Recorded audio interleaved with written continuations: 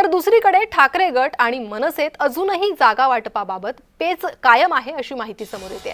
जागा वाटपाचा तिढा सुटेपर्यंत युतीची अधिकृत घोषणा नको, मनसे अध्यक्ष राज ठाकरे यांनी ही भूमिका स्पष्ट केली आहे। दादर, माहीम, शिवडी, विक्रोळीच्या जागेवरून तिढा अद्यापही कायम आहे।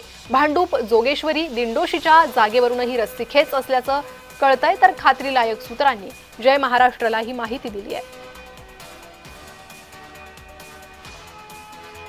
आणि याच संदर्भात अधिक माहिती घेणार आहोत। आमचे प्रतिनिधी शुभम उमाळे सध्या आपल्यासोबत जोडलेले आहेत। शुभम, आपण पाहतोय जागा वाटपाचा पेच लवकरात लवकर सुटावा हे प्रयत्न सुरू आहे, मात्र अजूनही काही जागा यांच्यावरचा पेच हा सुटलेला नाहीये। त्यामुळे या युती संदर्भातला शेवटचा निर्णय कधी येईल ते पाहणं महत्त्वाचं आहे।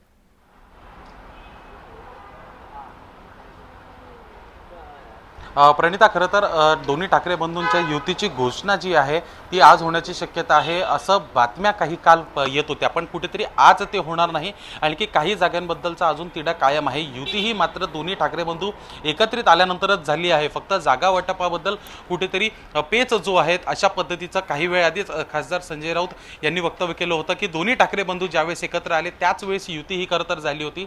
फक्त जागा वाटप कशा पद्धतीने होणार आहे याचा आम्ही लवकरच जाहीर करू। आणि त्याबद्दल आता संजय राऊत हे राज ठाकरे यांची भेट देखील घेण्याची शक्यता येत आहे। काही वेळातच संजय राऊत हे राज ठाकरे यांच्या शिवतीर्थ निवासस्थानी येणार आहे आणि पुढची चर्चा जी आहे ती देखील होण्याची शक्यता आहे। काही ठिकाणी काल रात्री जे खलबतं झालेली आहेत त्यावर देखील चर्चा होईल आणि उर्वरित जागांबाबत, कारण की 227 वॉर्ड आहेत, 227 प्रभाग आहेत आणि या ठिकाणी दोन्ही पक्ष नव्याने आणि एकत्रितरित्या पहिल्यांदा जाताना दिसून येत आहेत। त्यामुळे कुठेतरी चर्चा ज्या आहेत या मोठ्या प्रमाणात सुरू आहेत, कारण की महायुतीच्या ताकदीसमोर कुठेतरी आपले चांगले उमेदवार देणं आज कुठेतरी प्रयत्न त्यांचा असणार आहे। मराठी उमेदवार द्यायचे, चांगले उमेदवार द्यायचे, अशाच पद्धतीने त्यांचा देखील प्रयत्न आहे।